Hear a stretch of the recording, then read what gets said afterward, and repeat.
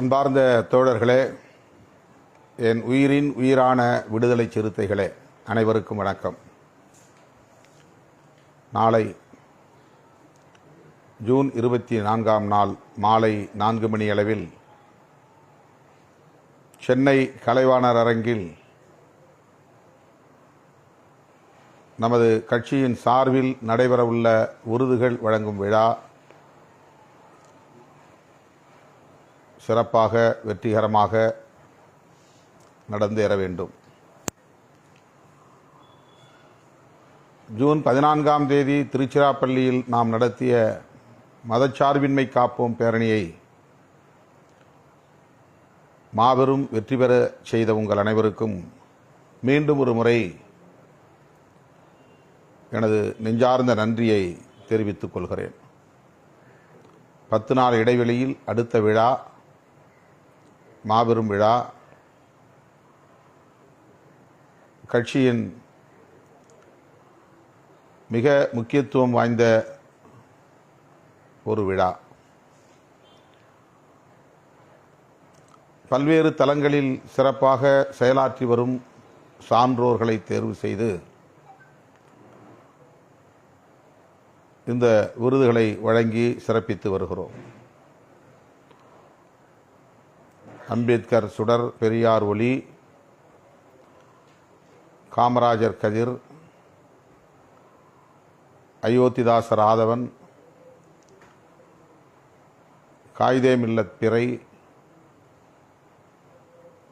செம்மொழி ஞாயிறு என்கிற அந்த வரிசையில் மாமேதை மார்க்சின் பெயராலும் மார்க்ஸ் மாமணி என்கிற விருதினையும் சேர்த்து நாம் சான்றோர் பெருமக்களுக்கு பொற்கிழியுடன் பாராட்டு பட்டயங்களை வழங்கி சிறப்பித்து வருகிறோம். இந்த விழாவை பொறுத்தவரையில் நீங்கள்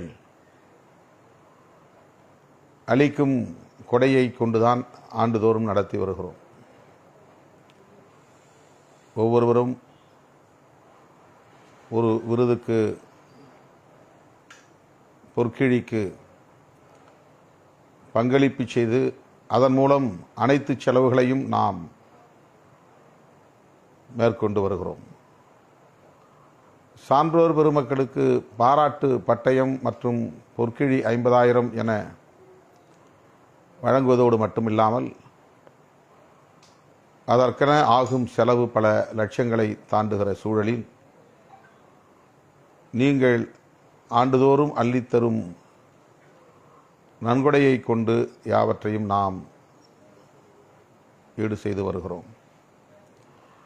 ஆகவே இந்த ஆண்டும் நீங்கள் மனமு வந்து அளிக்கிற நன்கொடைக்காக காத்திருக்கிறோம். ஒவ்வொரு ஆண்டும் ஏப்ரல் திங்களில் நாம் நடத்தி வந்த இந்த விழா தவிர்க்க முடியாத காரணங்களால் மே, ஜூன் என்று அவ்வப்போது தள்ளி போய் கொண்டே இருக்கிறது. மே 31ஆம் தேதி நாம் மதச்சார்பின்மை காப்போம் பேரணியை திருச்சிராப்பள்ளியில் நடத்துவதாக அறிவிக்கப்பட்டிருந்த சூழலில் அதனை ஜூன் மாதத்திற்கு நாம் தள்ளி வைத்தோம். விருதுகள் வழங்கும் விழாவை நாள் குறிப்பிடாமல். பேரணி மேலும் 2 வாரம் தள்ளி போன சூழலில் ஜூன் 14ஆம் தேதி நடந்த சூழலில் இந்த விருதுகள் வழங்கும் விழாவை மேலும் தள்ளி போட வேண்டும் என்றுதான் நினைத்தேன்.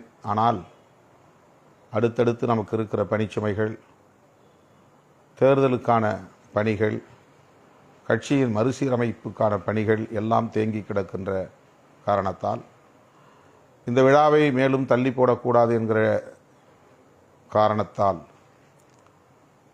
நாளை 24ஆம் தேதியே நடத்த தீர்மானித்தோம். நாள் நெருங்கிவிட்டது. நாளை மாலை நாம் சென்னையில் சந்திக்க இருக்கிறோம். ஆண்டுதோறும் இந்த விருதுகளுக்காக, பொற்கிழிக்காக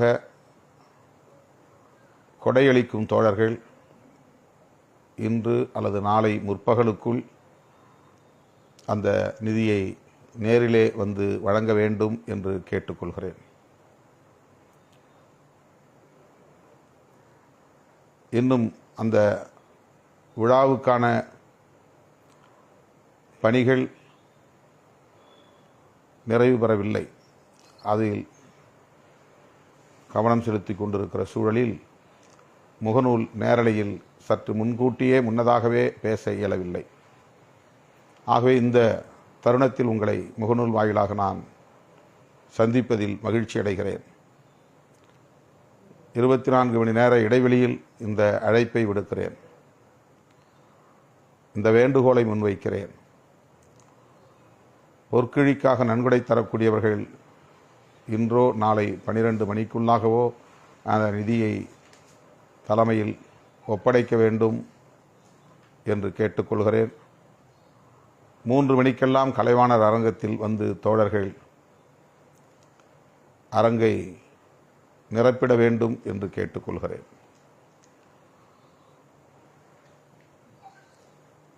ஆந்திராவில் குப்பம் என்னும் இடத்தில் உள்ள திராவிட பல்கலைக்கழகத்தின் மேனாள் துணைவேந்தராக பணியாற்றிய டாக்டர் KS சலம் என்பவர்தான் இந்த ஆண்டு அம்பேத்கர் சுடரினை பெற்றுக்கொள்கிறார்.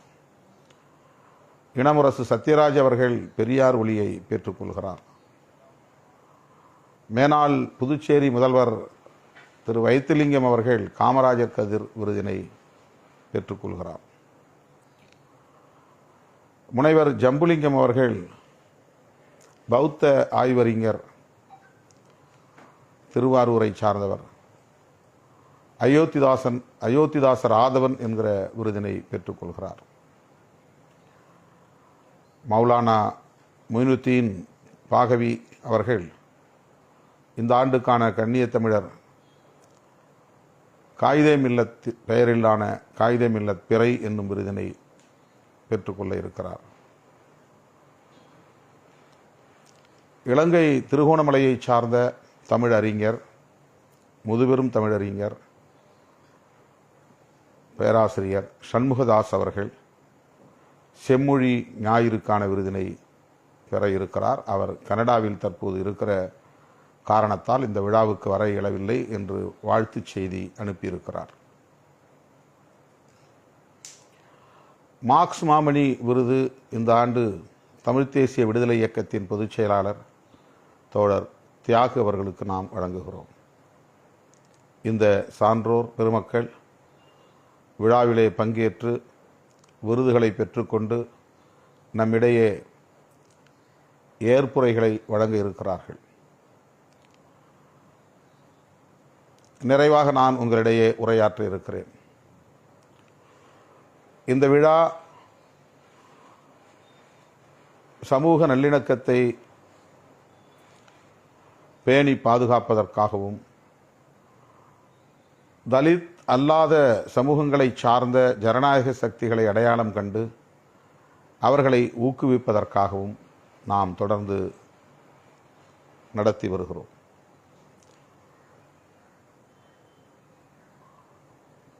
இந்த விழாவின் மூலம் அறிவார்ந்த தளத்தில் சாதனைகள் படைத்த சான்றோர் பெருமக்களை நமது இயக்க தோழர்களுக்கு அறிமுகப்படுத்துகிற ஒரு செயல் திட்டமாகவும் விளங்குகிறது. ஒவ்வொருவரும் ஒவ்வொரு தளத்தில் நின்று எவ்வாறு களப்பணி ஆற்றுகிறார்கள், சாதனை படைக்கிறார்கள், சமூகத்தில் எவ்வளவு பெரிய தாக்கத்தை ஏற்படுத்துகிறார்கள் என்பதையெல்லாம் அரசியல் களத்தில் ஓடி ஓடி உழைத்து கொண்டிருக்கிற நம்மை போன்றவர்கள் அறிந்து கொள்ள வேண்டிய தேவை இருக்கிறது. எந்த ஆர்ப்பாட்டமும் செய்யாமல் தன்னை விளம்பர வெளிச்சத்திலே கொண்டு வந்து முன்னிறுத்திக் கொள்ளாமல் அமைதியான முறையிலே மக்கள் பணி ஆற்றிக் கொண்டிருக்கிற சான்றோர் எத்தனை பேர் இருக்கிறார்கள், எத்தகைய சாதனைகளை படைத்து வருகிறார்கள் என்பதை களத்தில் இருக்கிற நாம் அறிந்து கொள்ள வேண்டியது மிக முக்கியமானதாகும். பொது வாழ்க்கையில் இருப்பது புகழ் தேடுவதற்காக அல்ல, தொண்டு செய்வதற்காக, நம்மை நாமே முன்னிறுத்துவதற்காக அல்ல, மக்களின் நலன்களை முன்னிறுத்துவதற்காக. இந்த அடிப்படையை புரிந்து கொள்வதற்கு இந்த சான்றோர் பெருமக்கள் நமக்கு உந்துதல் அளிக்கக்கூடியவர்களாக இருக்கிறார்கள். சான்றோர் என்றால் சான்றாக இருப்பவர்கள் என்று பொருள். சான்றாக என்றால் எடுத்துக்காட்டாக இருக்கக்கூடியவர்கள் என்று பொருள். ஒவ்வொரு தளத்திலும் எவ்வாறு இவர்கள் இயங்குகிறார்கள் என்பதற்கு எடுத்துக்காட்டாக ஒரு சான்றாக விளங்குவதால் அவர்களை சான்றோர் என்று நாம் அழைக்கிறோம். சான்றோர் என்றால் எடுத்துக்காட்டாக வாழக்கூடியவர்கள் என்பதை நமக்கு உணர்த்துகிற ஒன்று. நாமும் அப்படி பிறருக்கு எடுத்துக்காட்டாக ஒரு சான்றோராக நம்மை வளர்த்து கொள்ள முடியும், உயர்த்தி கொள்ள முடியும். விருதுகளை பெற்றாக வேண்டும் என்று இல்லை, ஆனால் பிறருக்கு சான்றாக வாழ்ந்து காட்ட முடியும். எந்த எதிர்பார்ப்பும் இல்லாமல் மக்களுக்காக தொண்டு செய்யக்கூடிய ஒரு தொண்டர் என்பது கூட பிறருக்கு சான்றாக வாழ்ந்து காட்டுவதுதான். ஆகவே இந்த விழாவில் அவசியம் முன்னணி தோழர்கள் பங்கேற்க வேண்டும், தவறாமல் பங்கேற்க வேண்டும். சரியான நேரத்தில் வந்து பங்கேற்க வேண்டும்.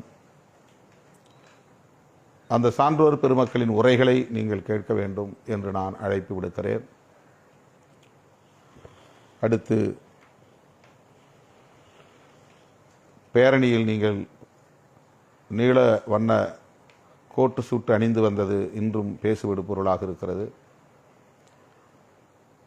சிலர் நம்மை பிடிக்காதவர்கள், எப்போதும் நம் மீது வன்மத்தை கக்கக்கூடியவர்கள், அதையும் கேலி செய்து எள்ளி நகையாடி வருவதை நாம் பார்க்கிறோம். நமக்கு உடுத்த தெரியாது, நாம் பொது அரங்கில் பிறரின் கவனத்தை ஈர்க்கக்கூடிய வகையிலே அணுகத் தெரியாது என்கிற பொதுவான விமர்சனங்கள் உண்டு.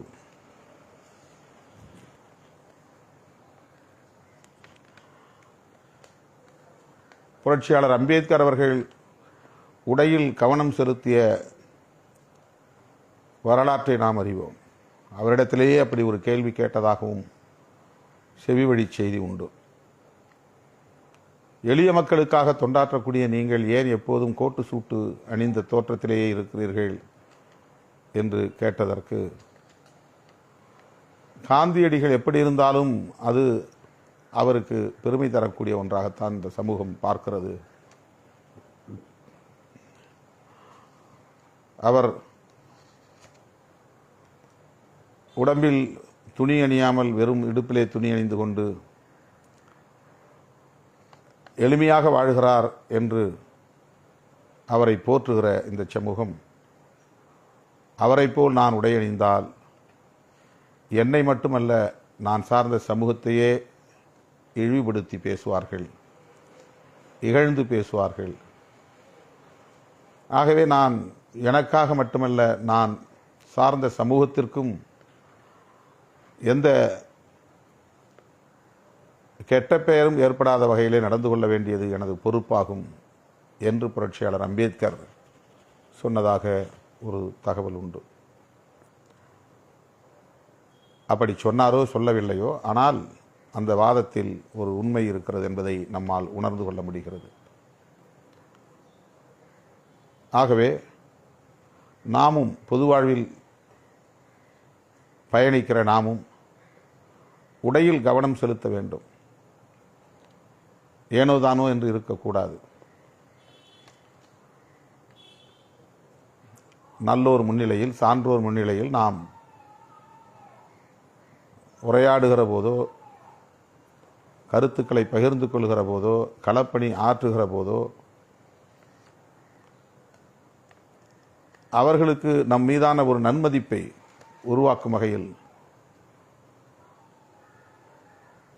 நாம் நடந்து கொள்ள வேண்டியது, உடையில் கவனம் செலுத்த வேண்டியது நம்முடைய கடமையாகும். ஆள் பாதி ஆடை பாதி என்பார்கள். ஒருவனின் தோற்றத்தை வைத்து கருத்து உருவாக்கத்தை ஏற்படுத்த முடியும்.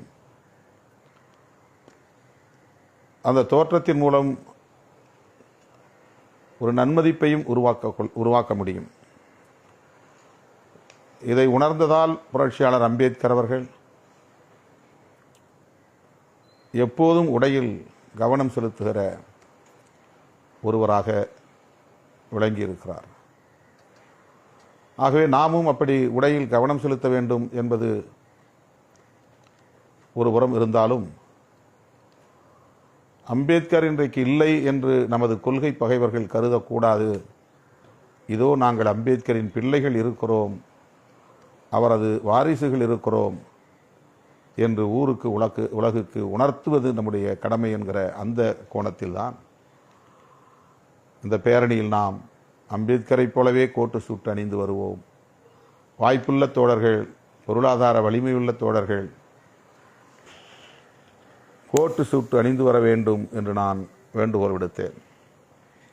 ஆயிரக்கணக்கான பேர் கோட்டு சூட்டு அணிந்து அந்த பேரணியில் கலந்து கொண்டார்கள், பங்கேற்றார்கள். ஆனால் நான் எதிர்பார்த்ததைப் போல கோட்டு சூட்டு அணிந்தவர்களை தனியே ஒரு படைவரிசையாக வழிநடத்த வேண்டும் என்கிற கனவு நனவாகவில்லை.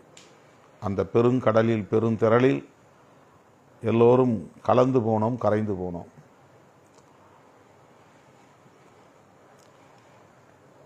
பல்லாயிரக்கணக்கான மகளிர் பானை சின்னம் பொறிக்கப்பட்ட சீருடையோடு பேரணியில் பங்கேற்றார்கள். குழந்தை குட்டிகளோடு வந்திருந்தார்கள். அவர்களை மட்டும் தனியே பிரித்து ஒரு மகளிர் படைவரிசை என்கிற அடிப்படையிலே அந்த அணிவகுப்பிலே பங்கேற்க செய்ய வேண்டும் என்று எண்ணியிருந்தோம். அவர்கள் ஒரு இடத்திலே தனியாக திரண்டு நின்ற நிலையிலும் கூட அந்த பெருந்திரளில் அவர்களும் கரைந்து போனார்கள். எத்தனை லட்சம் பேர் வந்தார்கள் என்று மதிப்பிட முடியாத அளவுக்கு திரளாக நமது சிறுத்தைகள் வந்து கொண்டே இருந்தார்கள். 4:30க்கே பேரணியை தொடங்கிவிட்டோம், 7:30க்கே நிகழ்வை முடித்து விட்டோம். ஆனால் 10 மணி வரையில் அந்த பெருந்திரள் திருச்சிராப்பள்ளியின் வீதிகளில் வீறுநடை போட்ட வண்ணம் இருந்தார்கள் என்பது மறுக்க முடியாத உண்மை. எந்த ஒரு ஊடகத்திலும் இது குறித்து பெரிதாக பதிவு செய்யவில்லை. இன்றைக்கு நாளேடுகளில் பக்கம் பக்கமாக வண்ண வண்ணமாக 5 லட்சம் பேர் 10 லட்சம் பேர் என்று அவர்களே ஒரு கணக்கு போட்டு மதுரையிலே நடைபெற்ற மோடி பக்தர்களின் மாநாடு, முருக பக்தர்கள் என்கிற பெயரில் கூடிய மோடி பக்தர்களின் மாநாடு தமிழ்நாட்டின் எல்லா மாவட்டங்களிலிருந்தும் பிஜேபி RSSகாரர்களை கொண்டு வந்து குவித்து, இது ஆன்மீக மாநாடு, முருக பக்தர்களின் மாநாடு, இந்துக்களின் மாநாடு என்று தம்பட்டமடித்துக் கொண்டிருக்கிறார்கள். நாளேடுகள் மட்டுமின்றி சமூக ஊடகங்களும் சேட்டலைட் தொலைக்காட்சிகளும் இதற்கு மிகப்பெரிய அளவிலே முக்கியத்துவம் கொடுத்து தொடங்குவதற்கு முன்பே பூதாகரப்படுத்தி நடந்து கொண்டிருக்கிற போதே அதனை எந்த அளவுக்கு ஊதி பெருக்க முடியுமோ அந்த அளவுக்கு ஊதி பெருக்கி பூதக்கண்ணாடியால் பிரம்மாண்டமாக காட்டிக் கொண்டிருக்கிறார்கள். ஆனால் நம்முடைய பேரணிக்கு உள்ளே ஏதோ ஒரு பக்கத்தில் 3 கால செய்தி, அவ்வளவுதான். மேடையில் நான் நின்ற ஒரே ஒரு படம், மக்கள் திரளை ஒரு படமாக கூட எடுத்து போட அவர்களுக்கு மனம் வரவில்லை. அப்படிப்பட்ட காழ்ப்புணர்வு கொண்டவர்களின் கைகளில் தமிழ்நாட்டு ஊடகங்கள் சிக்கி இருக்கின்றன என்பதை பார்க்க முடிகிறது. நாம் ஆளுங்கட்சி கூட்டணியிலே இருக்கிறோம். அந்த கூட்டணிக்கு ஆதரவாக இருக்கிற ஒரு ஏடு 3வது பக்கத்திலோ 5வது பக்கத்திலோ இடதுபுறத்திலே 3 காலம் ஒரு செய்தியாக போட்டார்கள், அவ்வளவுதான். கடந்த 25-30 ஆண்டுகளாக நம்மை வெளிச்சத்தில் காட்டாமலேயே இருட்டடிப்பு செய்து வருகிறவர்கள் இன்றைக்கு ஒரு மாநில கட்சியாக அங்கீகாரம் பெற்றிருக்கிற நிலையிலும் கூட தொடர்ந்து அதே இருட்டடிப்பு செயல்களில் ஈடுபட்டு வருகிறார்கள். நம்மை ஒரு சக்தியாக காட்ட அவர்களுக்கு மனம் ஒவ்வவில்லை.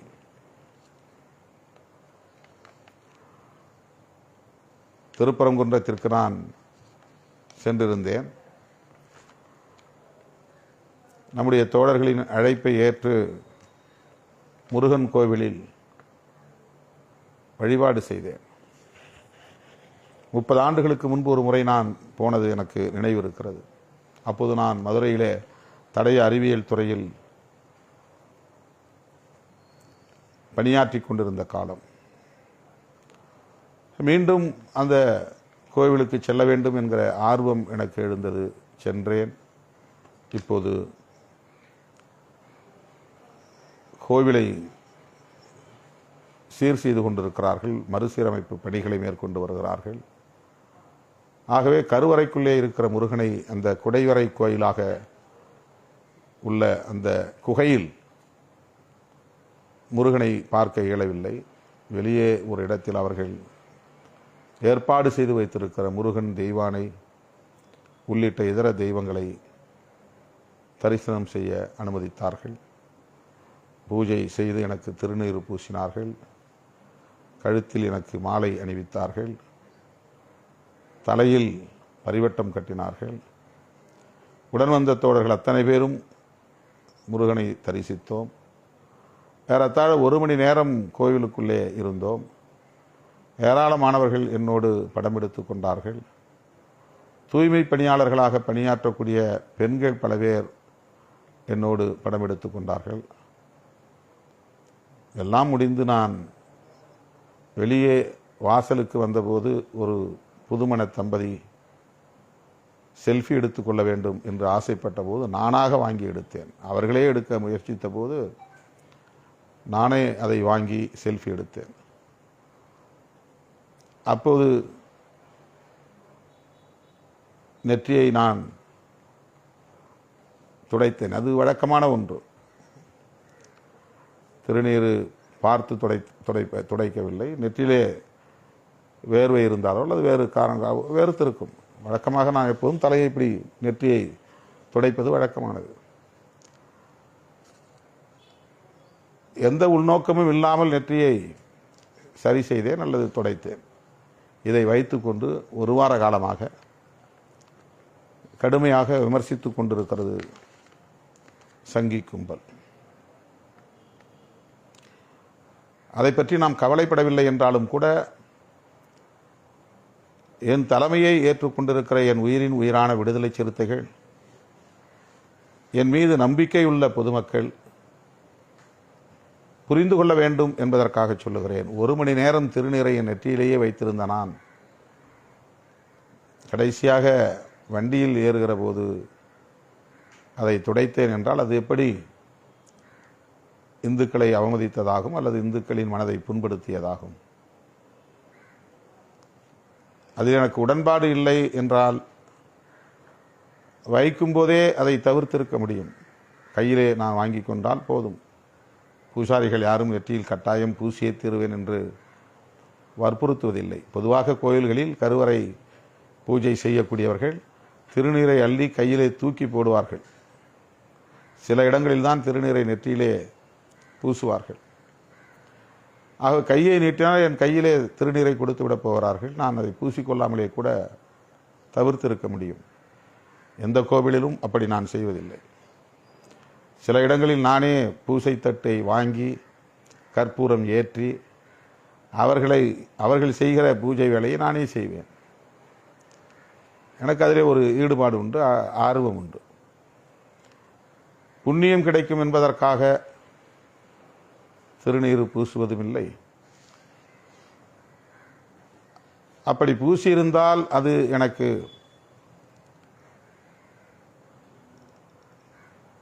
ஏற்புடையதில்லை என்கிற எண்ணமும் எனக்கு இல்லை. அதை அழிக்க வேண்டும் என்கிற உள்நோக்கமும் கிடையாது. என் மீது நம்பிக்கை உள்ளவர்கள் என்னை அழைத்து எனக்கு சிறப்பு செய்கிற போது அவர்களின் உணர்வை மதிப்பது என்னுடைய கடமை என்கிற பண்பு இயல்பாகவே என்னிடத்தில் உண்டு. குன்றக்குடி அடிகளாரை சந்திக்க சென்றபோது பெரியாரை வாசலில் வந்து வரவேற்ற அடிகளார், பழைய அடிகளார், பொன்னம்பல அடிகளாருக்கு முன்பு இருந்தவர், மூத்தவர். பெரியாரை வாசலில் வந்து வரவேற்ற போது திருநீறு பூசிதான் அழைத்திருக்கிறார் என்று நாம் படிக்க முடிகிறது. பெரியார் அந்த இடத்திலே நான் கடவுள் மறுப்பு கொள்கையில் உள்ளவர், எனக்கு திருநீறு வேண்டாம் என்று மறுதளித்திருந்தால் அவர் முதிர்ச்சியற்றவர் என்றுதான் சமூகம் சொல்லும். பெரியார் கடவுள் மறுப்பு கொள்கை உடையவர் என்பது குன்றக்குடி அடிகளாருக்கு தெரியாதது அல்ல, தெரியும். ஆனால் அப்படி வரவேற்பதில் அவருக்கு ஒரு மகிழ்ச்சி, மன நிறைவு. வரக்கூடிய ஒவ்வொருவருக்கும் திருநீர் பூசுகிற போது பெரியாருக்கும் பூசினால்தான் தனக்கு மனநிறைவு என்று கருதிய அடிகளார் அவ்வாறு திருநீறு பூசியிருக்கிறார். அவருடைய உணர்வுகளை மதிக்கிற வகையில் பெரியாரும் அதை ஏற்றுக்கொண்டிருக்கிறார். இது பின்னாளில் நான் கேள்விப்பட்ட தகவல். ஆனால் எப்போதும் நான் என்னை சிறப்பு செய்யக்கூடியவர்களுக்கு மதிப்பளிக்கக்கூடிய அணுகுமுறைகளை கையாண்டு வந்திருக்கிறேன். நானே கலசத்தில் தண்ணீர் ஊற்றி கும்பாபிஷேகம் செய்திருக்கிறேன் பல கோவில்களில். என்னுடைய உறவினர்கள் அழைத்து, எனது இயக்க தோழர்கள் அழைத்து இதை நீங்கள் செய்ய வேண்டும் என்று சொல்லுகிற போது அதை மறுதளிப்பதிலே எனக்கு எந்த மகிழ்ச்சியும் ஏற்பட போவதில்லை, அல்லது எதையும் நான் பெரிதாக சாதித்து விடப் போவதில்லை. அவர்கள் சொன்னதை நான் செய்தேன் என்பதில் அவர்களுக்கு மகிழ்ச்சி, அவர்கள் மகிழ்ச்சி அடைகிறார்கள் என்பதை பார்க்கிற போது எனக்கு மகிழ்ச்சி, அவ்வளவுதான். ஆனால் சங்கிகள் இன்றைக்கு நம்மை குறிவைத்து நமக்கு எதிராக அவதூறுகளை பரப்புகிற அரசியலை நாம் இங்கே பார்க்கிறோம். தமிழ்நாடு ஏதோ ஒரு திசைக்கு மடைமாற்றம் செய்யப்படுகிறது. இதுவரையில் கட்டி காப்பாற்றப்பட்ட சமூக நீதி அரசியல் இங்கே சிதைந்து போகுமோ என்கிற கவலை மேலிடுகிறது. வெறும் அரசியல் ஆதாயத்திற்காக அதிமுக போன்ற கட்சிகள் இன்றைக்கு இந்த சங்கப்பரிவார கும்பலை தோள்களில் தூக்கி சுமக்கிறார்களே, இது எங்கே போய் முடியுமோ? தமிழ்நாட்டின் அரசியல் என்ன கதிக்கு ஆளாகுமோ என்கிற கவலைதான் நமக்கு மேலிடுகிறது. அடுத்த தேர்தலிலே எத்தனை இடங்களை வாங்கலாம், எத்தனை இடங்களில் வெற்றி பெறலாம், அதற்கு எந்த கூட்டணியில் சேரலாம் என்று எல்லோரும் கணக்கு போட்டு கொண்டிருக்கிற போது நமக்கு வரும் காலங்களில் தமிழ்நாடு என்ன நிலைக்கு ஆளாகுமோ என்கிற கவலை இருக்கிறது. இந்த கும்பலெல்லாம் வலுப்பெற்றால் இங்கே வட இந்திய மாநிலங்களில் நடக்கிற கும்பல் கொலைகள் கூட நடக்கும். மாப் லிஞ்சிங், பெண்களுக்கு எதிரான வன்கொடுமைகள் தலைவிரித்தாட வாய்ப்பு இருக்கிறது. விளிம்பு நிலை மக்கள் தலை நிமிர்ந்து வாழ முடியாத ஒரு அவலம் ஏற்பட்டுவிடும். இதுதான் நமக்குள்ள கவலை. முருக பக்தர்களுக்கு எத்தனையோ அடிப்படை கோரிக்கைகள் இருக்கின்றன. எத்தனை கோடி பேர் தமிழ்நாட்டிலே மனைப்பட்டா இல்லாமல் புறம்போக்குகளிலே குடிசை போட்டு வாழ்கிறார்கள். அந்த மக்களுக்கு மனைப்பட்டா வேண்டும் என்று இந்த கும்பல் எங்காவது போராடி இருக்கிறதா? கோவில் நிலங்கள், லட்சக்கணக்கான ஏக்கர் நிலங்கள் கிடக்கின்றன, தரிசாக கிடக்கின்றன. அந்த கோவில் நிலங்களிலே இந்த ஏழை எளிய மக்கள் குடியிருப்பதற்கு மனைப்பட்டா வழங்க வேண்டும் என்று இந்த சங் பரிவார் கும்பல் கோரிக்கை எழுப்புமா? முருகன் கோவில்களில் தமிழில்தான் அர்ச்சனை செய்ய வேண்டும் என்று ஏன் இந்த மாநாட்டில் ஒரு தீர்மானத்தை அவர்களால் இயற்ற முடியவில்லை? அனைவருக்கும் கல்வி என்று பொதுவான ஒரு திட்டம் இருக்கிறதே, ஆனால் அனைவருக்கும் கல்வி போய் சேர்ந்திருக்கிறதா? அதற்கு என்ன போராட்டங்களை இவர்கள் முன்னெடுத்திருக்கிறார்கள்?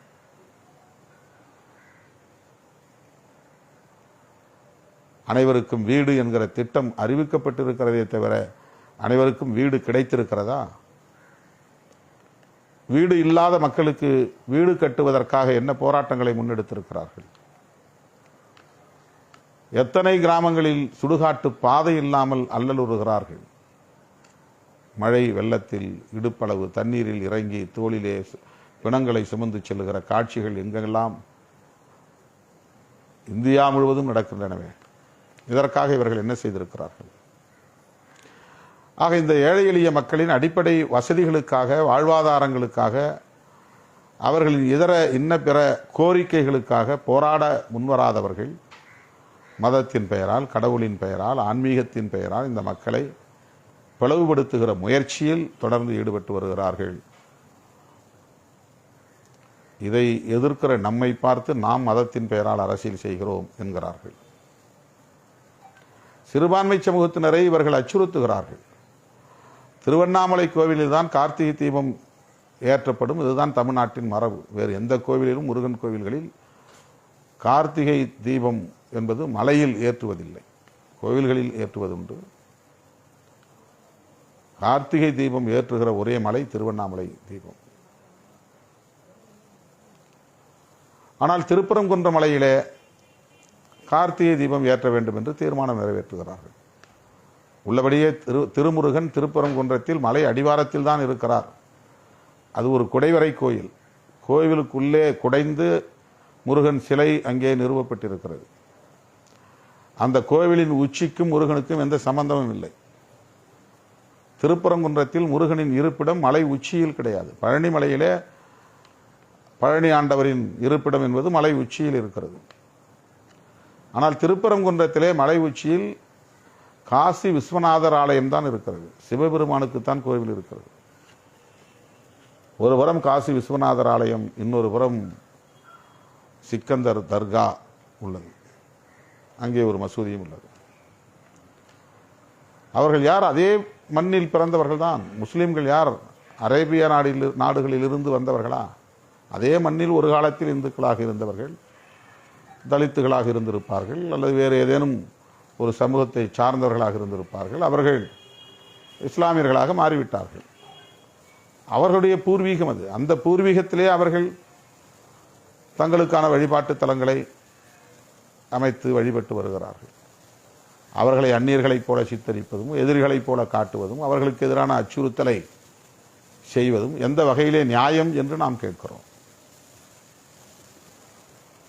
ஆனால் நம்மை அவர்கள் இந்துக்களின் விரோதிகள் என்று சித்தரிக்க முற்படுகிறார்கள். இப்படிப்பட்ட இந்த சங்கிகளின் அரசியல் சித்து விளையாட்டுகளில் இந்த ஏழை எளிய மக்கள், விளிம்பு நிலை மக்கள், உழைக்கிற மக்கள் சிக்கிக்கொள்ளக்கூடாது, சீரழிந்து விடக்கூடாது என்று நாம் கவலையுறுகிறோம். அந்த கவலையோடு தான் திருச்சிராப்பள்ளியிலே லட்சக்கணக்கான சிறுத்தைகளை திரட்டி மதச்சார்பின்மை காப்போம் என்கிற மாபெரும் பேரணியை, பெருந்திரள் பேரணியை நடத்தி காட்டியிருக்கிறோம். தேர்தலில் நமது சக்தியை காட்டுவதற்காக அல்ல, தேசத்தை இந்த சங்கிகளிடமிருந்து காப்பாற்றுவதற்காக. புரட்சியாளர் அம்பேத்கர் அவர்கள் வகுத்தளித்த அரசமைப்பு சட்டத்தின் உயிர்மூச்சு கோட்பாடான மதச்சார்பின்மை கோட்பாட்டை பாதுகாப்பதற்காக நாம் அந்த பேரணியை வெற்றிகரமாக நடத்தி காட்டினோம்.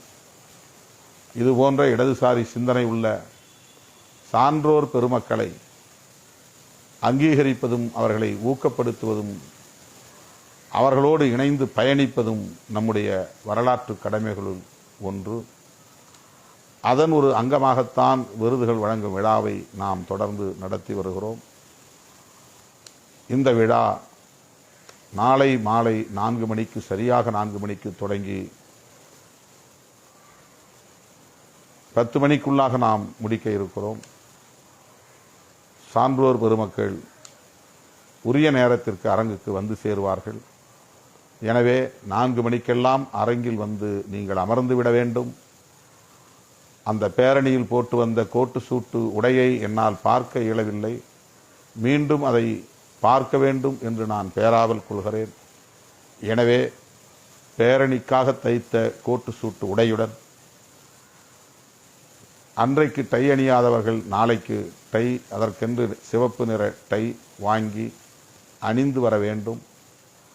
அந்த அரங்கம் முழுவதும் நீலவண்ணமயமாக இருக்க வேண்டும். கோட்டு சூட்டு அணிந்த ஆன்றோர் அமர்ந்திருக்கும் அவையாக அது மிளிர வேண்டும். ஆகவே நானும் அந்த கோட்டு சூட்டு உடையுடன் தான் வருவேன். நீங்களும் அந்த கோட்டு சூட்டு உடையுடன் வர வேண்டும் என்று அன்போடு அழைக்கிறேன். வழக்கம் போல நன்கொடை தருகிற தோழர்கள் நன்கொடை தர வேண்டும் என்று கேட்டுக்கொள்கிறேன். நாளை 12 மணிக்குள்ளாக இன்று முழுவதும் நான் சென்னையில் தான் இருக்கிறேன்.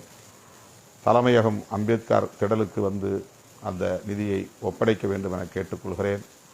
வேளச்சேரிக்கு இனி யாரும் தயவு கூர்ந்து வர வேண்டாம். இது பள்ளிக்கூடமாக மாற்றப்பட்டு இருக்கிறது. மாணவர்கள் சேர்க்கை நடைபெற்று கொண்டிருக்கிறது. பெரும் கும்பல் இங்கே திரளுகிற காரணத்தினால் மாணவர் சேர்க்கை தடைபடுகிறது. எனக்கு தங்குவதற்கென்று தனி ஒரு இடம் இல்லாத நிலையிலே இந்த கட்டிடத்திலேயே 2010 15 ஆண்டுகளாக நான் தங்கி வருகிறேன்.